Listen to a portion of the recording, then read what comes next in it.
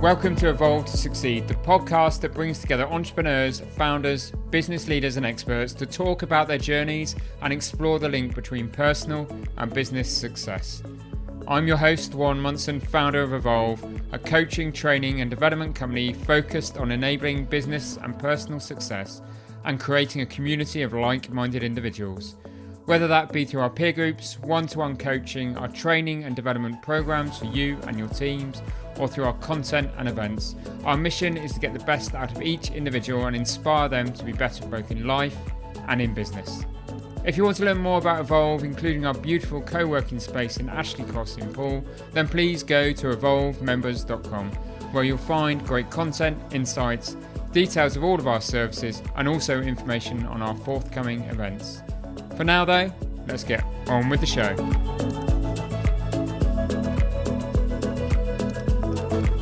Welcome to this week's episode. My guest today is Ty Temel, a serial entrepreneur if there ever was one. Still in his early 30s, Ty has either founded or co-founded numerous businesses within the hospitality, events and entertainment sector. As well as a highly motivated and successful entrepreneur, Ty recognises the importance of getting the right mindset and challenging himself physically. Ty also strongly believes in the role an entrepreneur has to play in the community and acts as both an ambassador and fundraiser for Dorset Mind, which supports people with mental health challenges. Ty is clearly an extraordinary individual, and I've been wanting to get him on the show for some time to hear his story.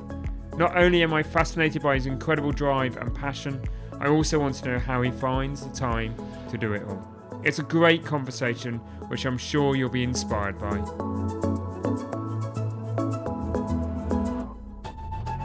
Welcome, Ty, to the Evolve to Succeed podcast. Thanks for having me, Warren. Yeah, it's great to have you on a guest. I've wanted you on the podcast for a number of months now, so great to be sitting down and having this conversation with you today. I suppose for our listeners, we should put a little bit of context around you and what you do. So perhaps briefly, could you just touch on the businesses and the ventures that you're involved in? For sure. So I'm predominantly based in the hospitality, leisure, entertainment sector. Some of the more well-known stuff probably locally would be Halo Nightclub is one. Sandfest, a music festival on Sandbanks Beach. Yeah. I'm a partner in San Polo, which is the 2 days before Sandfest. Yes. What else have we got? We've got G White's in Swanage, which is like a bar, restaurant, cafe that's seasonal, only opens in the summer right by the quay. Does like seafood, local seafood, alcohol. It's lovely. Give that one a go. Yeah, it's lovely. It's lovely. And then just events like I Am Events, which is high-end dinner shows. We've had guests like Anthony Joshua in, Floyd Mayweather, Tyson Fury, Jason Fox here to Poole and Bournemouth. Wow. So we've brought them down. Charity boxing events, just anything in that sort of event field. Events, hospitality, kind of entertainment. Bar, restaurant, striving into kind of entertainment kind of sector. Anything that can keep my brain engaged. Okay. Because it wanders easily. Okay, we're going to touch on that because I was quite really intrigued by the number of things that you are involved in and how you keep that momentum. So we're definitely going to cover that off in our conversation. But where did your entrepreneurial journey begin? Because there's a lot of ventures. Which was the one that started it, and where did that journey really begin for you, Ty? I would probably have to say all I've known my whole life is my dad working for himself. Okay. So he was an immigrant. He moved here years ago to give me a better life from Turkey. I was born in Turkey. I always tell people I was born in London because it changes their dynamic of me. But we'll go on to that later. Okay. So I came to England when I was 2. So I don't know any different. So we lived in London for a bit and we moved down south. But all he ever did was work for himself and my mum. So I guess subliminally it was programmed into me that you grow up and you set a business up. Okay. Do you see what I mean? Yeah. So I never sort of saw the journey wasn't a of different road. education, a career, a development, retirement, pension. I've not seen that with any of my family. Yeah.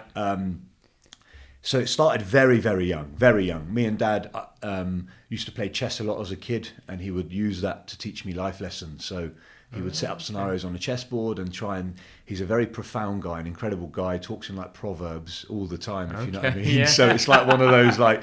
And I remember being a kid thinking, what is this guy on about? Like I'm... with that. But now, like I look back and 99% of the decisions I make that I think an intuition or instinct are actually his programming. from a very young age. Wow. But anyway, so my first entrepreneurial thing probably started at school. Okay. I got into a lot of trouble because my dad used to go to Booker's and Macro and buy stock for his little kebab van that he had, that he'd park around and they'd shoo him on because he had no permission. Yeah. So I started going with him, and I used to love it, all the aisles of all the sweets and the drinks. And I used to buy penny sweets and cans of Coke and this sort of stuff, put them in my backpack and take them to school. So real hustling from a young age. And I grew it so much. I guess now they call that network marketing. Yeah. Like Herbalife, etc. Yes. But I did it when that wasn't a thing. So what I did is I had got a male and a female in every class in every year to sell for me. Pyramid selling. Basically, yeah. I didn't know what that was. I was a a kid. You're a kid, yeah. So they would take this can of Coke and sell it, and they would take the cost out, and they would get X, and I would get X. So I was eventually sat with this small little empire, and everyone was selling, but I was getting a cut of everything without actually now having to sell. I was just wholesaling. I was bringing the goods in, selling. Anyway, the teachers called my dad in, and they had a go at him, and they said, Ali, his name's Ali, they said, Ali, look, we don't know what's normal where you guys come from. This was years ago, obviously. But you can't be doing this. Your son set up a cartel in the school. The tuck shop's taking a hit. You know, like they were going mad saying, you can't be doing this, you can't be doing this. So that was probably my dad actually had a go at me there in front of the teacher in English. Okay. And I remember when we left the room and he was like holding my hand, walking down the thing. He was like, in Turkish, he said, son, ignore everything I said in there. He said, never change. He said, keep going as you're going. Ignore this. They want you to fit into a box. Yeah. You keep doing what comply. Yes, you keep doing what you're doing because you've got something. Yeah. I must have been 14 maybe. Okay. Yeah. Something like that. 15 maybe. That 14, sort of 15. Senior school kind of age. Yeah. That kind of age. That was probably my first entrepreneurial experience, I would say. And then if we fast forward it a little bit, as I got older, as I think most boys do, you start sort of not butting heads with your father, but you think you know better than them. You know, you get to that sort of teenage age, and you're sort of the alpha male thing. The alpha male comes in the household, and you're like, well, what do you know, Dad? You're 50. You've always been 50. That's your mentality, isn't it? Yeah. You've never been 18. You don't know what I'm going through, sort of thing. Little did I know. But then so we butted heads a bit, and he was always like, son, look, go and do whatever you want. If you want to study, go and study. I never could, didn't have the opportunity. I can give you the opportunity. Go and study, sort of thing. I said, I'll try. So I went back to college a few times to try and re-study, but I really struggled with the educational system. Okay. I was very focused, but for a short period of time. Okay. I've probably got some form of undiagnosed ADHD. My attention span is rubbish, so I might drift off in a minute. And I suppose that might be why you've got so many ventures, but again, we'll cover that off. Yeah. So I tried to do a few bits, and I just couldn't. They used to say to him at school, he's so intelligent, Ali, but he just doesn't concentrate. Yeah, doesn't focus. Doesn't gets bored and goes off and does something. So I tried that didn't work. And then I was like, do you know what? I quite like the idea of working in a suit. I always see these people walking up and down in a suit. It looks like they're really successful, really happy. Looks can be perceiving. Yes, exactly. So I'm going to get into a job that lets me wear a suit. So I got a job at Barclays Bank in Broadstone. Okay. Started off as a cashier. Yeah. Worked with them for probably 11 months. Learned an awful lot in that period. Yeah. Like, couldn't turn up when I wanted to, couldn't leave when I wanted to. There was a lot of stuff, freedom, about being that I in had. A working environment. Yeah. And I was very good naturally at what you call networking now. Yeah. Very good at bringing people together. Very good at making people trust me and feel comfortable. Yeah. Which where the sales happen. If you want to sell, you need trust. You need comfort. People need to feel comfortable around you. You've got to have an instant rapport and all of those things. So I very quickly from cashier became personal banker. Had a car. Then was going around a lot of the south branches that weren't hitting target and was selling. Okay. It got to a point where I guess because we came from quite hardship. Yeah. We came to the country with nothing. You know, me and mum and dad were sharing a bedroom in London. Yeah. Would eat doner kebab that was left over breakfast, lunch and dinner, cornflakes with water. There's a lot of that in the early days. I got to the point in the bank where I realised we actually aren't helping anyone. We're just trying to hit targets. So one was the income. I mean, my annual salary was 11.5 grand a year then. Yeah. I mean, it's mental to think about it. It is. Like, I started on £60 a week. Well, I mean, you're yeah, but it's true, isn't it? Yeah, it's crazy. Yeah. And I think my bank manager at the time was on 25 grand a year, and I had much bigger aspirations. I had linked financial success with happiness. Yeah. That's all I ever saw growing up here, trying to fit in. So I thought, okay, that's what I presumed was the way to make it. So I thought, I'm never going to get this from the bank. Even as an IFA in Barclays, I might be on 60 grand a year. Do you know what I mean? Which is a lot of money, and I'm not being like insensitive about it. But what I saw from my parents, what they'd been through, what I wanted to achieve, what life I wanted, I thought I needed more. Okay. I thought I needed more. I was gonna say, well, I really want to cover that off, because you don't strike me now as somebody where financial and success and things at all determine you and determine who you are and determine success. At all anymore. No, I don't at all. No. I'll come on to that though. Then anyway, I worked in Barclays for a bit, and I think the final straw off the camel's back was a young single mother had come in tears. I wasn't a cashier, I was a personal banker then, and to saying that she couldn't afford her rent, she couldn't afford this, she couldn't afford that, and obviously my manager said, "Oh, go and see the personal banker, Ty, who'll look after you." I've gone in, I've sat with her, I've done all the numbers. I had a natural knack for numbers from a young age in my head, probably from my dad and like teaching and all the selling cans of Coke and stuff. It's got to be there. So I sort of worked everything out in my head, and I remember going back behind, and I said to my manager at the time, I said, "Look, I can't help this woman with the way you want me to help her. You want me to extend her overdraft, or you want me to give her a loan. I am telling you, she's going to be back in 3 months homeless." Yeah. And she was like, no, we've got a target to hit. We've got a target to hit. Just hit the target. Look at the board. We're going to be the highest performing thing in the whatever. And I remember, and I did it. I sold to her. Yeah. But I just could not sleep that night. It was like, this ain't right. No. If you know what I mean. So anyway, I handed my notice in. I thought, this isn't for me. This corporate world isn't for me. Went back off on my own, and then I guess the first business I set up was wholesaling, because my dad had kebab shops by this stage. So he had a bit of a foothold. He had a few kebab shops, a few off licenses, and a few bits going. He had a Wimpy franchise in Weymouth, Dorchester and Swanage. I'm now a lot older, I'm like 20 odd. So I thought, right, I'll tell you what I can do, because I was always looking for opportunities. I thought, these kebab boxes, these pizza boxes, these paper, these straws that come in, why don't I supply? I could already have 6-7 shops through my families and uncles and cousins, and it's a bit of a foothold. I was always of that mindset. So when we were out with the boys partying, I never not partied, but we were drinking with vodka and Red Bull, whatever it was at the time it was in, and I would be drinking out of the straw thinking, God, looking around, God, they're going for some straws here. Yeah. I wonder if I could supply them straws. Yeah. Do you know what I mean? Like sort of thing. So it was always that spirit is there, and that from a very young age, seeing opportunities. Remember, even conkers in the playground, Pokemon cards, that sort of trading. And do you think that is that hunger that was installed in you as a child, and seeing coming into the country and seeing, that you start from very humble beginnings and some difficulties, but in a loving environment and a caring environment? Do you think it was that challenge that has made you open your eyes to opportunity? It's definitely had a big part in it. Like, I had nothing as a kid from my parents in terms of material. No. But I was super lucky. Yeah. I had unconditional love, real love. Yeah. Real love. Do you know what I mean? Yeah, like, absolutely. Not the superficial love that if I'm doing well, I get a pat on the back. Yeah. So that helps. My parents, I'm lucky, are fortunate, they're still together. They still hold hands and skip and go down walk down. So from that element, I'm extremely fortunate. Yeah. From a material element, we haven't been. And I guess listening to my dad, seeing what my family are going through in Turkey, the struggles they'd been through, we'd lived through. I was a bit young through some of it, but he always reminds me. And if I ever need a grounding, like I'll drive to Swanage and I'll sit and have a coffee with my dad. Yeah. And I'll come back, right, reset, get off that hamster wheel, you idiot. Yeah. And actually concentrate on what's important. This isn't also about material things. This is about a journey. Yeah, so it's definitely had a big part. The hunger's one. I think the biggest thing, Warren, I'll be honest, and I've worked on this with a therapist for a while, is my desire to fit in. Yeah. Is where the hunger comes from. Okay. And in which way do you think you didn't fit in or don't fit in? I'm going to say this in the most brutally honest thing ever. I was the only brown kid in my school. Okay.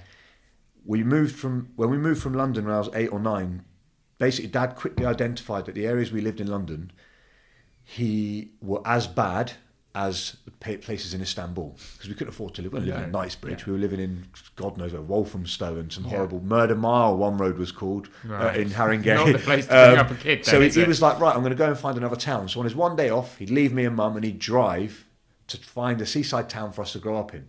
And he's discovered Swanage. God knows how. Okay. So I wish he'd discovered Bournemouth, but anyway. It only takes an hour to get to Swanage from Bull.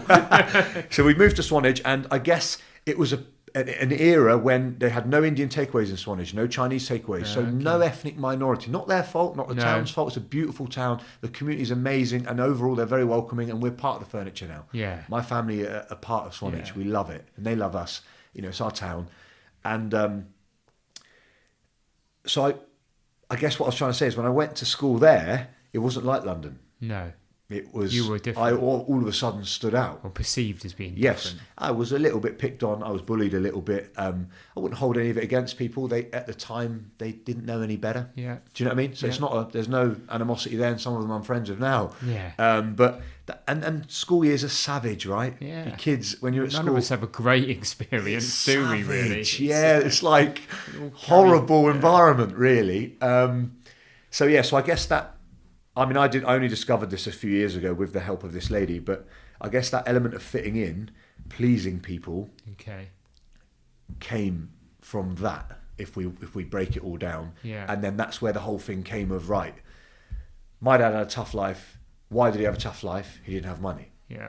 That I sort of tried to link the two. I looked together. at the kids at the school that all the girls fancied or looked really happy, Yeah. and their dads had jet skis, their dads had boats, dads were business owners, dads were managing directors of this and CEOs of that, and I thought, okay, I made a correlation. Right, for me to be happy, I need money and I need a big old title. Yeah. They're the two things that are going to change my life. Yeah. How wrong was I? But anyway, that's probably. That's probably. Where I mean, I could talk for hours on it, but that's probably a little bit of an understanding. Success as well at the end. I'm going to ask you that, what your definition of success is now. But let's save that for the very last question. Cool. At 24, you opened the Halo nightclub there. That's correct. Yes. So that's a big, bold move. Mm-hmm. You know, it's for people that are listening that aren't from Paul and Bournemouth. That's it's one of the biggest nightclubs in Paul and Bournemouth. It's a big venue, isn't it? Yeah. It's a prestigious venue. Yeah. So how did that come about, and how did it feel like on opening night? How did it come about? It came about. I said to you I kept going back to college. Yeah. So I met a guy that asked me. He wanted to tap into the college market to promote his own clubs and his own club nights, and he couldn't. And I was quite popular in the college at this stage because I was quite good with people. And he said, look, why don't you give out some flyers for me for my events? I think it was like $4.90 an hour or something he was paying me at the time. And I thought, here we are, we're having it here. And I'll be honest, and completely honest, I thought, right, it's another excuse to talk to people, guys, girls, like, are you coming out tonight? It's just, it breaks that barrier of entry of socialising, which I really enjoy. So I started giving out flyers. I thought, I'm quite good at this. Then I started selling tickets and getting a cut of the ticket commission. I'm always, what's next? Yeah. What's next? Yeah. That's my attention span, Okay. So I thought, what's next? And I thought the natural progression was then to become a promoter. So promoter, I would go to nightclubs that were either shut on certain days or extremely quiet. And I would say to them, right, so let's say you've got a club, Warren, and Saturday you're having it off, Friday's a bit quiet, or you're shut. I would come to you and say, look, let me take Friday night. I will call it Tys Promotion or whatever I decide to name it. I will take all the door money, so all the entry money, but I will provide the promotion and the entertainment, so DJ, etc. You take all your bar money. Okay. That's the normal setup between a promoter and a venue, and it still happens today. We still have it at Halo with promoters coming in. They said, okay, so I started doing that. So all of a sudden I was 20, I think, 19 I think I was, and I'm running club nights. Now, it was all cash in those days. Yeah. So people are coming to the door and paying £5 to get in. Yeah. And I try and explain this to some of my wife's parents' friends that are from a different generation, or my dad's friends, and they're like, so what's a promoter? Like, how do you make money for being a promoter? And I say to them, Eddie Hearn's a promoter. Matchrooms, he's a promoter. Yeah. So I said to him, think of it like this. If you've got a nightclub that holds 1,000 people and you're charging £5 to get in, that's $5,000. Yeah. It's costing you maximum 20% in those days to provide a DJ, print some flyers and hustle it yourself on the street. Yeah. Okay? That's net. Yeah. Now imagine a few of those nights across a few towns. Yeah. And you're on footballer money. Yeah, it escalates quite quickly, doesn't it? Yeah. All of a sudden, you're like, all this money's coming in. You've got a shoebox under your bed because no one's taught you how to bank. You're not from a family that has that sort of experience. And it kind of just went from there and then. And I sort of naturally had a knack for marketing. Then I thought, right, I'll get a job. I actually got a job at 176 nightclub. Do you remember it? It's next to Camel. Okay, right, yeah. It's one of the horrible 6 a.m.ers. There's 2 in town. Yeah. If you're ended up there, it's either a really good night or a really bad night. I became a manager of that for about 9 months. Okay. To learn operations. Right, because you knew the promotion. I knew this side of the bar very. How do I get to know? And I was clashing heads a lot of the time with the managers, and there's always this dynamic. We still have it. Our operations department clashes with the marketing department. Yeah, that happens in every business. They feel they don't do a lot and they get paid loads. Yes. Yeah. There you go. So I was like, I need to understand why. So I did a little bit of that. Understood sort of like rotoring, stocks, GPs, sheets, this kind of stuff. And then one thing led to another, and the opportunity came around, as a long story, but I've shortened it, of getting involved in Halo, basically. It was called V at the time. Yeah. I was actually one of their promoters as well. That's the funny thing. I did nights there, and I was one of their promoters giving out flyers. That came about from that. There was an opportunity, something had happened with the previous owner. I won't delve into that too much, and it was available to purchase at a reduced rate and with some sort of stage payment. Okay. Because of the position that the club found itself in. I had a little bit of money, but I didn't have a lot of money. Yeah, I didn't have a lot of money. I did save a lot of the money I had. So what I didn't do, like most, is I didn't with my first £500 go and floss and buy a Louis Vuitton belt. Yeah, I didn't do that. Yeah. So I kept it all, and I thought I need to put this in the bank or get it into a business. Yeah. Rather than doing that, because down the line I can buy a lot of that. Yeah, for sure. Build for the future. Yeah. For sure, and a lot of people just spend as they went at that period of their life.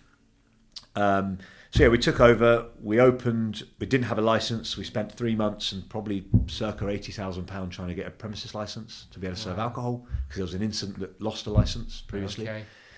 We took on February and we opened May the 4th, yesterday. Okay.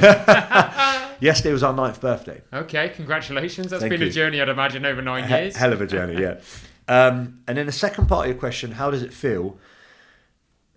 To be honest, I didn't feel anything because I think it happened so quick. Okay. It happened so quick. And for me to get involved in that, my parents didn't really have money to give me. I think my dad lent me £5,000. That's all he had at the time in terms of cash. He had a lot of assets and business ticking over, but not physical saved up money. So I borrowed. I borrowed a lot. I borrowed from friends. I borrowed from unsavoury people. I borrowed from whoever I needed to borrow from because I truly believed to make that opportunity. I could make that opportunity work. Yeah. And I've always been brave and I've always been bold in this scenario. So you think you make these decisions based on intuition and gut? $1 million question. Yes, there's an element. At the time, I would have said no, because I was young and dumb and thought I was so confident and I thought I could do anything. Take the world on. Yes, I'll take the world on. And as you know, as we get older and as we get more aware, we get filled with more doubt in life. We realise consequences. It's very weird because just quickly touching on like meditation or reading or journaling or all these things I do a lot of, the more aware I get, the more ignorant I wish I was. Yeah. Because ignorance is happiness. Yeah. Because you don't see anything else. You don't know, Whereas now I'm quizzing everything in life. I've always been the why guy. Yeah. But like everything, I'm like even quizzing myself. Like I'm an ambassador for Dorset Mind, as you know. I do a load of stuff with charity and fundraising and helping people. And I have a battle with myself sometimes. I speak to the guys there and I say, am I doing this because I genuinely want to help and be a nice guy? Or am I doing it selfishly because of how I feel from helping or how people perceive me to be because I'm helping others? Yeah. Like... It just blows your mind. You go too deep. And so gut intuition, I think life programming from the old man, life lessons and little things I've seen and hear him do definitely have a feeling... A gut feeling from inside. Something's telling me yes. I don't know where that's coming from. Call it intuition, call it experience, call it whatever experience, but something is going, yes, do it. Yeah. I've not really been burnt going on my gut. Okay. My biggest issue, and Will Smith talks about it in his book, is I suffer with something called paralysis through analysis. Yeah. I'm a massive overthinker, massive overanalyzer. But is that only in later life? Or do you think you were doing it from a young age as well? It's getting worse as I'm getting older. Is that because you've got something to lose now? And I don't mean financial to lose, but you've got a lifestyle, you've got you've got a life that you enjoy, you help others, you do all of those things. I guess you're I'm perceived as successful. Is it because you've got something to lose that that paralysis kicks in? Do you think? I guess I'm comfortable. And as humans, I think it's in our DNA that we do like structure, we like routine, we're tribal animals. We like comfort. When we get comfortable, you want to you then don't want to get uncomfortable again. You've been uncomfortable for years and you're in a position that feels home and safe and sound, and maybe it's that. I don't know. But why do some push through it then? There's the extremes, isn't there? There's the Elon Musks, the Richard Bransons of this world that will just keep pushing. And then there's others that maybe like you and I that, come from very humble beginnings.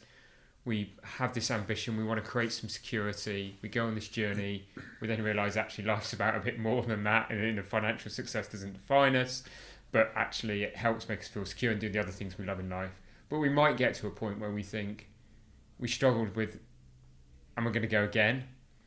And I regularly sit with my wife and I say, look, I'm cool now, we're going to chill.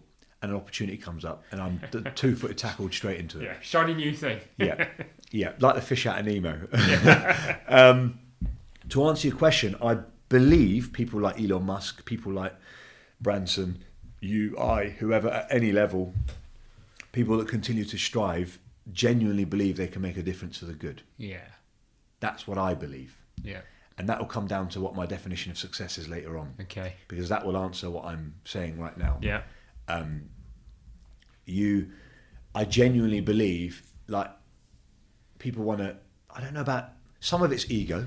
So, some of them might want to leave a legacy, want to be remembered, because we all think we're super important in life, and we are all important and we're cared about, and someone loves us, whatever, all these things. But if you actually look at history, our time on this planet is an ant. I read a book called The Daily Stoic every morning. Yeah, there's got a copy of that book. Yeah, I've been reading that. It's my third year round reading it. Okay, I haven't got as good at this, but I'll probably read one in 3 days. And The Daily Laws by Robert Greene. So that's one a day as well. But if you look at the things that Marcus Aurelius has written from 2,000 years ago, it's the same shit, trouble. Sorry if I'm not allowed to swear. You are allowed to swear. That we're dealing with now. So he thought he was really important. I thought I was really important. But in reality, when you're gone, life goes on, time goes on. And in a year, a month, 2 years, 5 years, 10 years, depending how your loved ones are, you're gone. Yeah. So, and one of the reasons why I'm being so bold and brave in business, I was going to say this earlier, is really, what have we got to lose? Yeah. What have we got to lose? Like, I've opened a new coffee shop and gym, as you know, in the middle of the pandemic, called Rise in the Triangle. And it's a massive overlay. I shouldn't have done it. I should have recovered from COVID. I'm like strapped up to my eyeballs in debt in that place. Yeah. It's tough. The market's tough. Everything's tough in general. But in my eyes, I think of it like this.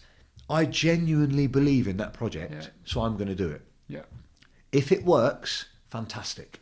If it doesn't work, and my missus is always like, how do you stay so calm? Why are you not stressed? And I'm like, I am stressed, but what's stress going to do? Yeah. What does it change? I can only control the controllables. So if that business goes under, I say to her, what have we actually lost? Let's sit down and break it down. My ego's going to hurt. Yeah. My pride's going to hurt. Everyone's going, Ty's failed. Yeah. That's going to hurt a bit, but who really cares about that in deep down? Yeah. Again, as we will be forgotten, that will be forgotten. Yeah. The other thing is, we're going to lose a ton of money. So we're going to lose a ton of money. We're going to then owe some money, but it's money. It can be remade. Yeah. There's no harm to our life. There's no harm to others' lives. That's really important. That's a really important one. They're the two things. I think some people in business don't always comprehend that one. Yeah, they don't. You're right. And this is why I'll never have a private jet. Yeah. I'll never be that wealthy. I will never be an Elon Musk. Yeah. I don't want to be either. Because you have to. This is probably a sweeping statement, but you probably have to get to the point where you are doing that at the detriment and hurting others. You have to be a little bit you and sort of like blinkers on, I feel, to get above a certain beyond a point of material success. Yeah. I don't think you can get there without the detriment maybe of your wife, your family, your kids, your social life, your mental health, your physical health. Because pre-COVID, I tried to get somewhere and it ruined me, really, if I look back now. And now I didn't even get that far. I didn't even get that far. That's a mad thing. I'm not sat on a pot of gold. I guess I'm lucky and unlucky, but Yeah, so those... Lost my trail of thought there. Yeah. My mind's gone. But actually, there's one thing that you're talking about a lot during the course of this conversation, and I wasn't sure it was something that would come out, and I probably hoped it would in this conversation with you. But there is something about having a growth mindset, isn't there? Yes, completely. You're talking about reading the daily. Yeah. You're talking about health. You're talking about nutrition. You're talking about meditation, journaling, exercise. Yeah, journaling, the whole thing. When did you adopt that growth mindset, and how's it changed you, Ty? I think I've always had a growth mindset from the upbringing that I told you about, but I think it was channeled to the wrong thing. Yeah, that's probably the fairest way of describing it. Okay, but when did it click into actually being better about caring for yourself and others? Very late, March 2020, during the pandemic. Okay. Very late. So do you think to that point it was about the material things? Completely. Completely. So without sounding super insensitive to others and lost ones and all that kind of stuff, COVID probably, from a personal growth perspective, was the best thing that happened to me. Okay. Because drive and ambition are great, Warren, right? But if you become a slave to that drive and ambition, it's not a very nice place to be. You're just playing to your own ego, aren't you? Yeah, so I presumed, I was on a hamster wheel, I was running round and round, and there was a £1 note hanging at the end, and I presumed once I get to that £1 note, I'm going to be happy. Yeah. And I've even said this to my wife, I've said, if we just earn, let me give you hypotheticals, if I could just earn another £1,000 a month, we'd be sweet. Yeah. And then you'd earn 5 times that, and you're still skint and not happy. Yeah. Because obviously you live to your means, etc., etc. So pre-COVID, I was very much of that mindset. I was build, do this, do that, business, money, very, very fixed in this narrative that's being peddled out at the moment that I think's toxic about if you want to be successful, you have to get up at 5 a.m, you have to work yourself into the ground, and you have to do this and do that. Yeah. And as a result, you'll have all this material stuff. I don't agree with that anymore. I did. I was Mr. 110% focused on that.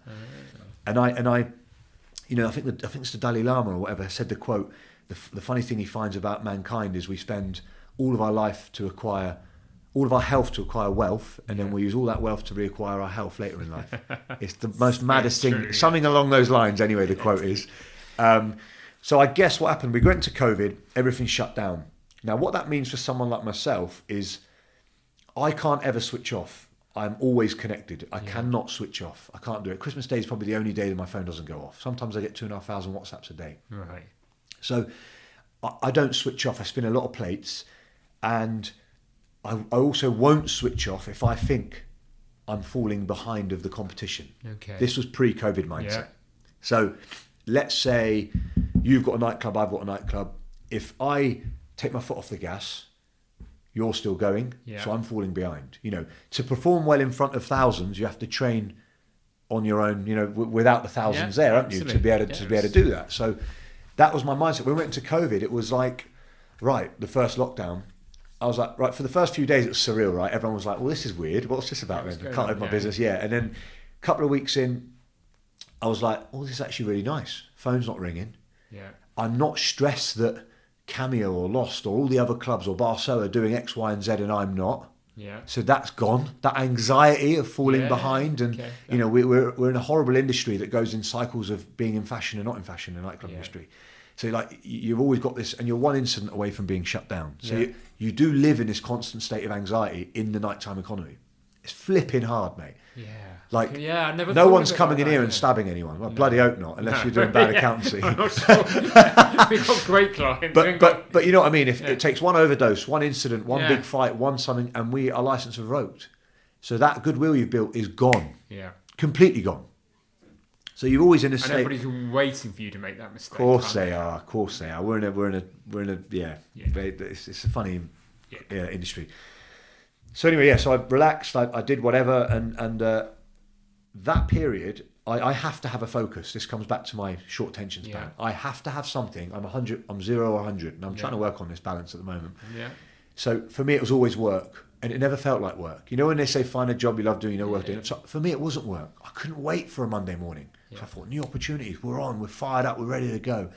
And I had to find a new love when we went to pandemic. So I was always half into the gym. My whole life I've been into the gym. Yeah. But more aesthetically. Yes. So more to have abs or to look good, or to not really for the real purpose of it, of well-being, I would say. Yeah. And anyway, we went to lockdown. I was 105 kilo, muscular, no cardiovascular system, could barely run, and everyone was doing the 5k challenge, if you remember. Couch to 5k. Yeah. So I said to my missus, right, I'm going out, I'm doing a 5k, me, 0 to 100. I went out, I did 2k, and I came home feeling sorry for myself. My shin splints were horrendous, I couldn't breathe, I was struggling. A big, heavy guy, not really designed for running.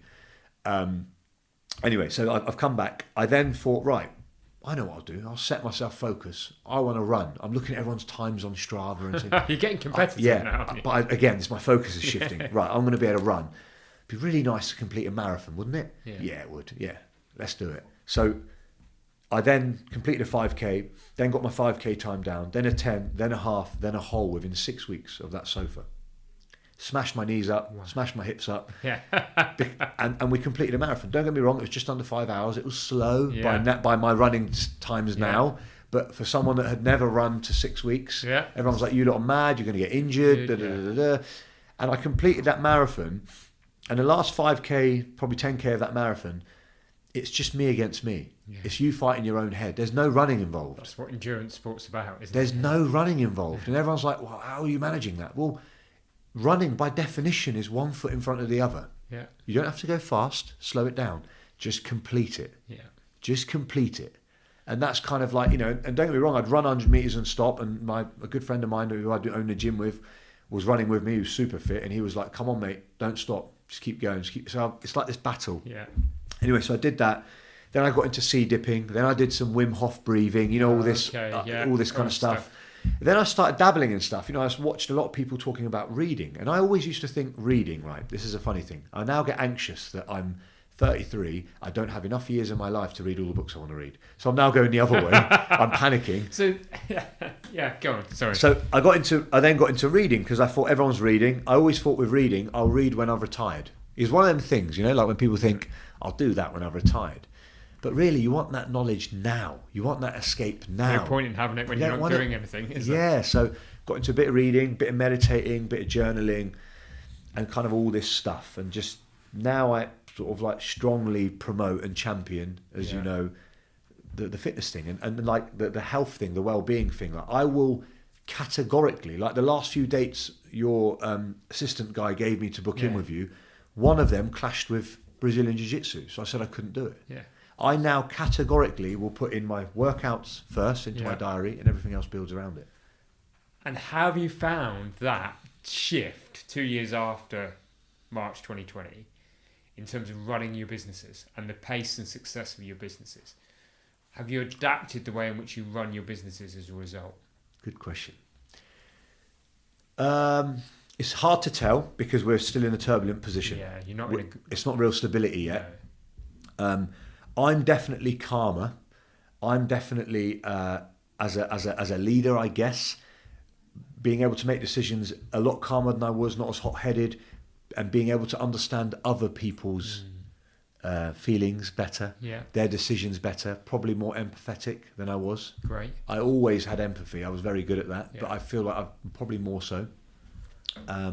We've changed the dynamic of the team. We promote well-being with them. Yeah. We promote them to train. We promote them to eat healthy.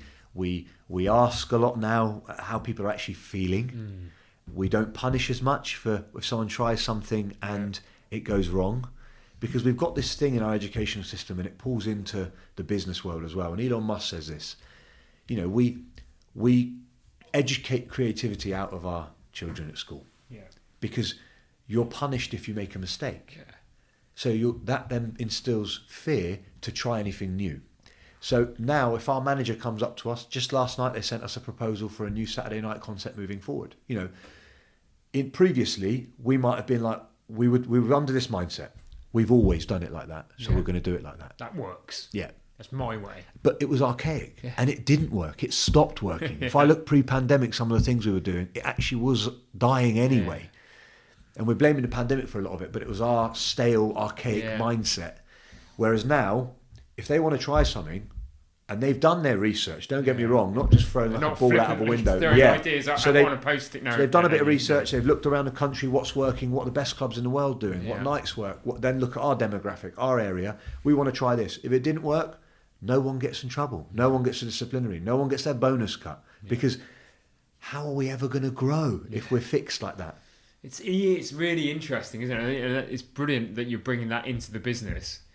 But you think you say about the education system, and I think that is why a lot of people that succeed in business haven't got that formal education.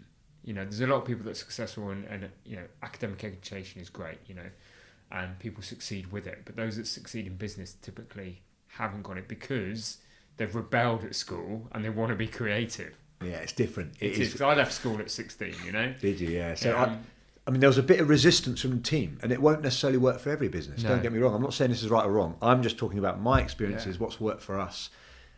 Like I've always been one type of person. If you come in as a complete different head honcho tomorrow, there's going to be a bit of resistance. Yeah. There's going to be a bit of I guess the biggest thing that's changed is I'm not as competitive. If I look back, now I'm probably not as competitive. Right. But I'm going to challenge you on that. In business. In business. You're definitely, I can see a very kind of obsessive and competitive individual in front of me, definitely. But can I just challenge you on that you've had this 2 years of calmness, and it must have been so disruptive to be in the hospitality, entertainment, nightclub industry in the last 2 years. It must have been hell running that business. But that's given you this space to become this person you now are, Ty. When everything does open up and, things do succeed and you've got 5,000 people coming through the doors on a Friday, Saturday night, and the tills start to ring again, how are you going to resist becoming that person you were before? Oh, good question. I think it's where your values lie as a person. Okay. Where are your values and what you deem as important in your life? So I think that's what's shifted in me in the last 2 years. Yeah. So I'm not saying money's evil, and I'm not saying you don't want it. Of course I want it. You need it for security. Yeah, I need it for security, and I need it for freedom. Yeah. I want to do what I want to do when I want to do it, and I want to do things I enjoy with people I love and make memories and create experiences. I cannot do that with no money. No. So you've got to be real as well. It's all good going, who needs money? But I'm not saying go and take your shoes off and live as a hippie on the beach and eat what you catch. That's also not what I'm about. It's just trying to find the balance. Yeah. So my things have shifted. So without sounding like a complete idiot, I guess pre-pandemic, I might have spent X amount of money on a coat or a pair of trainers or on a car or I went into the pandemic with 4 cars strapped up on finance. Yeah. 2 we never drove. 2 me and my wife drove. 2 were for shows or toys. Yeah. For what? Yeah. For what? I cannot bring myself now, regardless whether I've got the money or not, to go and pay those monthly figures again for a car. I cannot. Every time I have a spare bit of money, I'm saying to my missus, let's book a holiday. Yeah. Let's do something. Yeah. Let's create, I've got some very, very extremely wealthy, close friends of mine that are like mentors, and I'm extremely lucky to have them around me. And I speak to some of them, one of them he's 60 now, he's local, and he's got all the money in the world. More money than anyone should have, and there's no reason for anyone to have that kind of money. But, what makes you tick now, mate? I say. And he says, mate, creating experiences for me and my friends that we wouldn't otherwise be able to do. Experiences, not things. Yes. So why do you want to be on the top of the mountain if you're on your own? Yeah. Who wants to sit on the top of the mound on their own? Yeah. It's a horrible place to be. It's very lonely being a business leader anyway, as you know. It's very lonely. Everyone turns to you. You've got no one to turn to. You're meant to be Mr. Big, strong, have all the answers. You can't show that you're weak or that you're indecisive or you don't know your own, mind. So now for me, and my dad used to say this when I was a kid and I never got it. He'd be like, he said, I wouldn't be able to eat if someone next to me wasn't eating. I wouldn't be able to, if you're at the table, we eat together kind of vibe. And it kind of now has done full 360 and come back to me. So now, if I have a spare bit of money or something that I would normally spend on material things, I might say, I don't know, Warren, what are you into? You're into the rugby. Yeah. You might not have as much disposable income as me. I'll tell you what, I've got 2 tickets to Twickenham, let's go. Yeah. I've got 2 tickets to this concert, let's go. So don't get me wrong, I'm still spending money. Yeah. But I'm spending money to create memories as opposed to have physical things in my hand.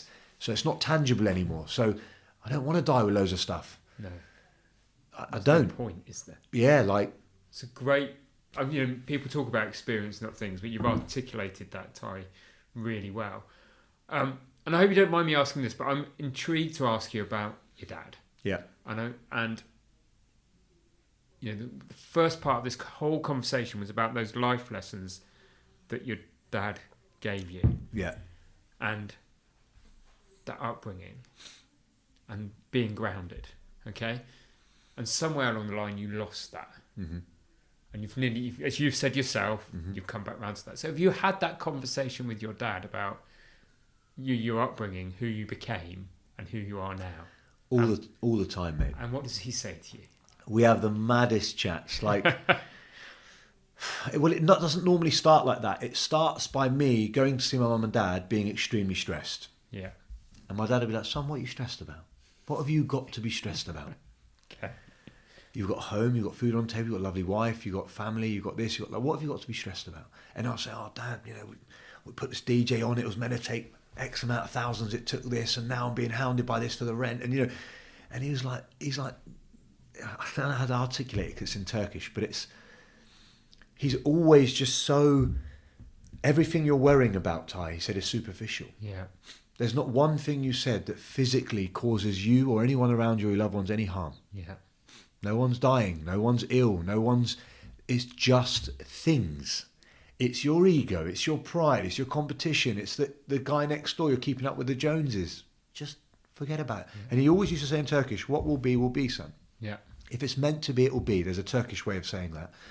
And he's always been saying that. And I championed that a lot as a kid, mate. I did. And then somewhere along the line, I got lost. Yeah. I got lost. I came over to Bournemouth. It felt like a big city from Swanage, if I'm being honest. With loads of opportunity. Yeah. Lost my head a bit. 18, young, 20 years old, thinking, I want to change. I want to earn loads of money and change the world, but like in a different way. Yeah. Now I would like to feel that when I am no longer here, that I've added some value to some people's lives. Yeah.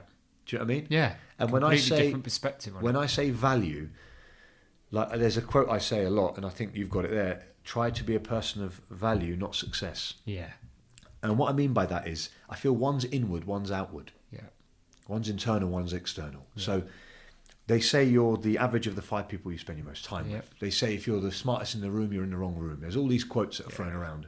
Now, if we bear that quote in mind, the people I want around me, I want them to add value to my life. So if I'm around people, I need to make sure I add value to their life. Yeah.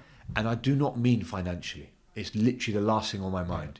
It could be positive energy. It could be that, that you're bigging them up, you're egging them on, you're correcting them on if they're going off track. If you know their values and morally and that you're helping them as well. You're adding some value, your network, whatever it might be. You're adding some value to their life. And that's kind of what I try and do now. So, I'm not going to promote. If you're around me, you're never going to hear me lead you astray, really. Yeah. Do you know what I mean? And you're close to me, I will correct you as well. Yeah. Because we're humans. We get caught up, we go down a path that might not be in line with our values. And if you're close to someone, you generally know their values. There's your values, there's their values, there's societal norm, there's moral compass, there's all these, and everyone's got a different version of what that is to them.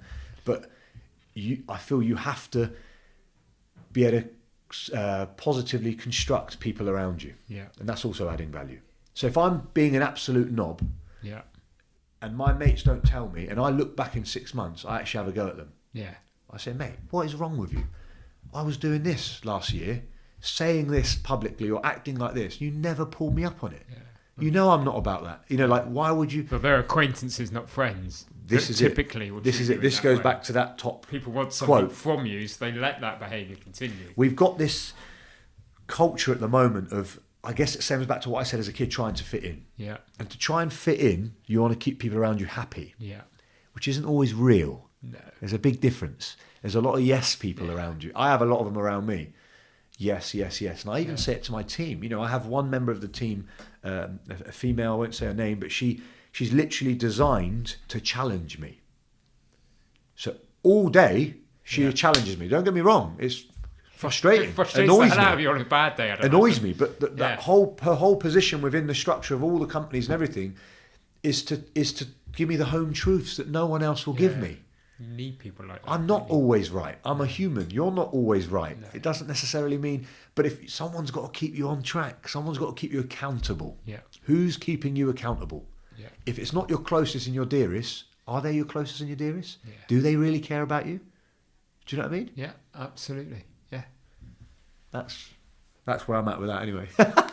It's cool. Right, as we start to wrap up our conversation, I want to talk to you about the fact that, you have got this role as, for the ambassador for Dorset Mind. You've talked about some of your own challenges, and thank you for being so open about that. I think it's only when people are open that we actually start to think, well, I do feel like that, and I need to help, and I'll need to have some conversations. And for too long, we play this kind of beat our chest, particularly the alpha male thing, and it doesn't get you anywhere. No. So, but you do this great ambassador role for Dorset Mind, and you do a lot within the community now. Yeah. So you've got to be a strong believer that entrepreneurs have a social responsibility, Ty. Absolutely. Absolutely 100%. The times have changed. So in the old days, an entrepreneur might be in newspapers and stuff, but now we have social media, right? Yeah. So I've got a large following and a platform, as you might, as the other person might. I feel as an entrepreneur and as a good person, which is probably the number one rule of life, I have a responsibility of what message I'm giving out on those platforms. Yeah. Because someone somewhere, a lot of people are watching it, but someone somewhere will take what I'm saying as gospel, and as I take what other people are saying as gospel. I listen to a podcast. We subsume it, don't we? We take it into our subconscious. Whether it's subliminally, whether it's intentionally. I'm listening to the writings of a guy that died 2,000 years ago. Yeah. What the hell does he know about modern life? But the fundamentals are the same. So I categorically agree that there's a social responsibility for entrepreneurs. 100%. Yeah. 100% to give back, to help the communities, to help the areas grow, the places that made them, they need to give back to. Yeah. That's my honest answer on that. And before I ask you for your definition of success, which I'm going to love asking that question in a moment, what's next for Ty then? What does the next 2 or 3 years look like for Ty? Oh, good question. I think personally, got married last year in September. Was meant to be married. Congratulations. Thank you. It was meant to be married the year before, but in Mallorca, with that COVID threw that off, so we delayed it a year. So over the next 2-3 years, one of my all-time goals is to be a dad. Okay, it's a great experience, best experience in the world. Ty. So everyone tells me. I'm currently a cat dad, thanks to my missus, but it's not the same.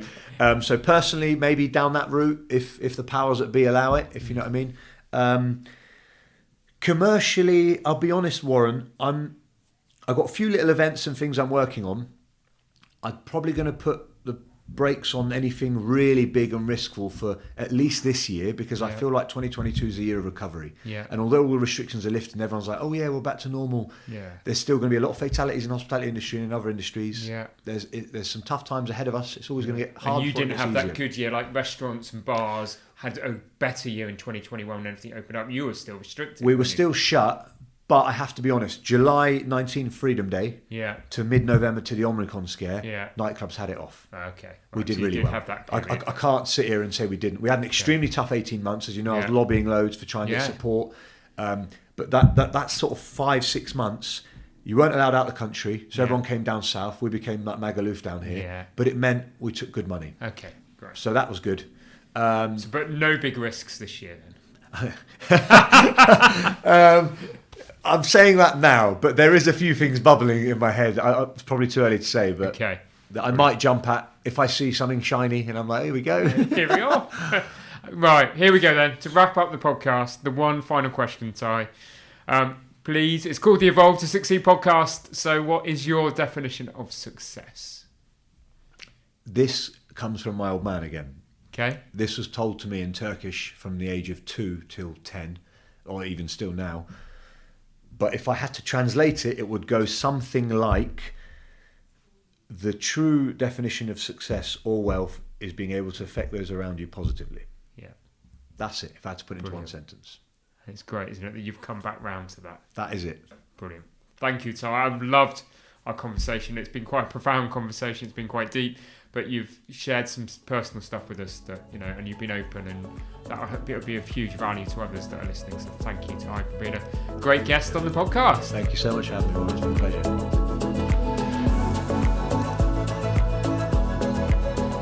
Thank you for listening to the Evolve to Succeed podcast. My hope with every episode is that you've learned something new or heard something that challenged your way of thinking and further motivated you on your path towards becoming a more knowledgeable, informed and inspired individual and business leader.